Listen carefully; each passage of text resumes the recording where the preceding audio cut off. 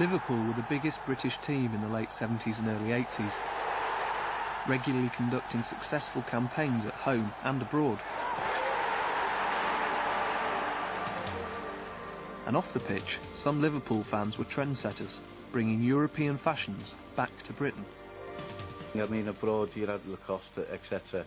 They weren't even on sale in this country at the time, so Liverpool fans robbed them, bring them back, and no one else had them in the country except us, like, you know, so it was a little first, again, for Liverpool, like, you know.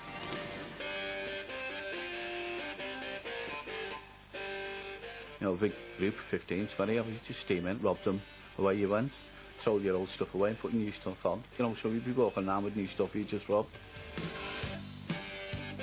Certainly Liverpool and Tottenham probably were the first two that we were really aware of wearing the clothes. But Liverpool weren't the only British team in Europe. Alex Ferguson's Aberdeen were also conquering all before them, and their hooligan following also dressed for success. Their firm became one of the leaders of the casuals movement, and they became known as the ASC, the Aberdeen Soccer Casuals. A few hundred 17 to 20-year-olds came of age at the same time, just as the thing changed from just having a go at Rangers and Celtic to this new and exciting thing of dressing up as well. It just seemed exciting at the time to not just have who's going to fight better, but who looks better. You know, not only are we going to take you on the street, but we look good as well. You know, taking the complete piss, if I'm allowed to say that.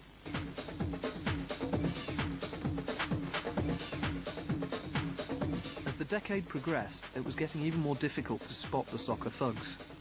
The 80s were the time of the yuppie and conspicuous wealth, and the hooligans were getting money and jobs too. But they also got more vicious and more dangerous.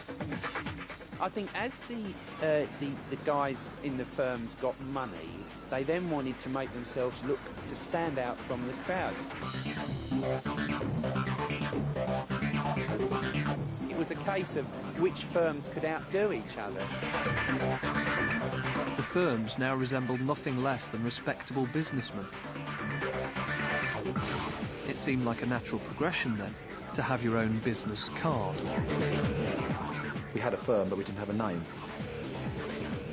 So we just printed about 5 cards, and I sent one to the sports editor of the Sun, and he bit. The next day it was I received official death threat from Chelsea headhunters.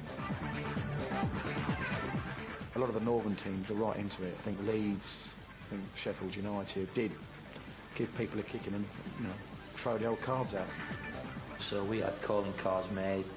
Congratulations, you've just been tuned in by the BBC. Apparently what everybody used to do were, when somebody got shoveled in, they'd put them in the back pocket. And alongside the designer business cards and the designer labels came designer violence.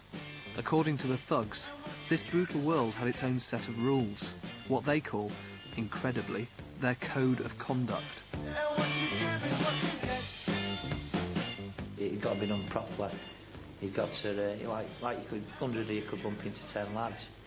And if you beat 10 lads up, it's no result, he's bullying. I mean, if someone went down, that meant they'd had enough and you left them. Using weapons against one another. You know, that ain't in the rules of conduct. When we were active, you had a fist fight. You got cut to bruises. Now and again, someone would get a broken bone. Nothing worse than that. Right, it probably sounds hypocritical, but at least what hooliganism I've been involved in is being with fellow hooligans, like not innocent fans and what have you. Most clubs abide by that rule. They wouldn't go around beating people up with scarves and flasks and football shirts on. They're not there to fight, they're there to watch the football.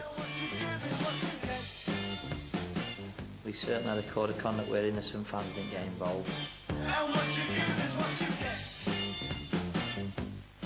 if I'd have been a woman or a bloke with a scarf, my credibility would have just been, you get out, don't come with us no more.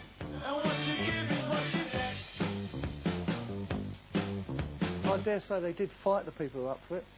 Oh, fuck your mouth as usual. But they didn't fight in wide open spaces. They fought in venues that ordinary people would be there. The so-called rules gave a veneer of respectability to the design of violence, but that's all it was. All the evidence points to the fact that the big gangs laid into small gangs, kicked them when they were down. There were countless knifings and countless innocent victims. If they never used knives, why were there so many stabbings? Why were there so many cuttings? Knives in particular were being used with increasing viciousness. If there ever had been such a thing as a code of conduct, it had been abandoned by the mid-80s.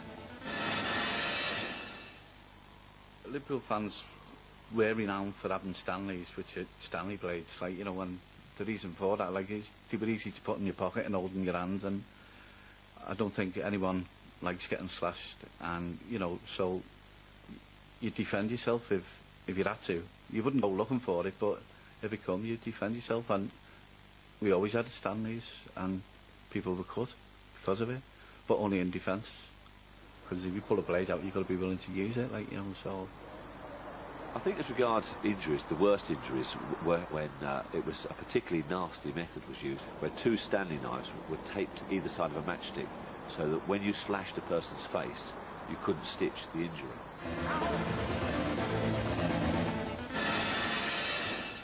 I attended a guy who'd been injured, and he had a large letter S carved on his back by a Stanley knife. It went from the nape of his neck to the base of his spine, a big S, and it had gone right through the flesh, right down to the bone, and he had been coming out of a pub and he'd been held down by Spurs fans, and they carved the letter S on his back for Spurs. He will carry that scar for the rest of his life.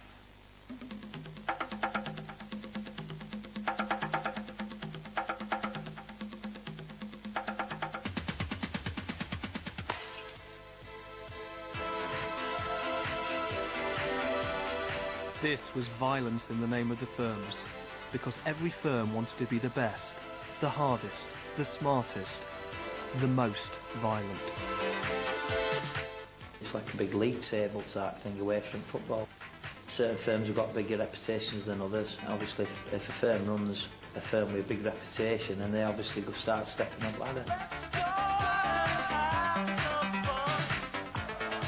It was like the jungle drums. It was like word of mouth. It would spread throughout London that Chelsea had done Arsenal, or Arsenal had done Chelsea, and you'd see that as a victory. So that when you went back to Arsenal in the following fixture that season, they'd be waiting for you to get revenge. And that's just how it's worked, on a revenge basis. The trouble began when the two sets of rival fans started taunting each other. It was a game time.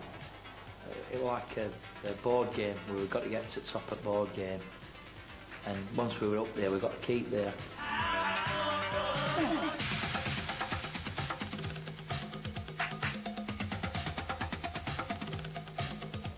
You know, the tabloid press would fuel the fire every week by, you know, in the 80s they were printing league tables who had the worst hooligans.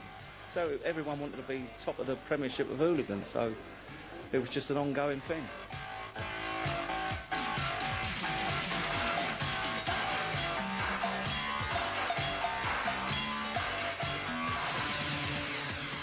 In 1982, the body of a young Arsenal fan was found bleeding to death outside Highbury. A card was found pinned to his chest. It read, "Congratulations, you've just met the ICF." The violence, which had continued unabated for over a decade, was now out of control, and to stop it would take a major clampdown, or a major disaster.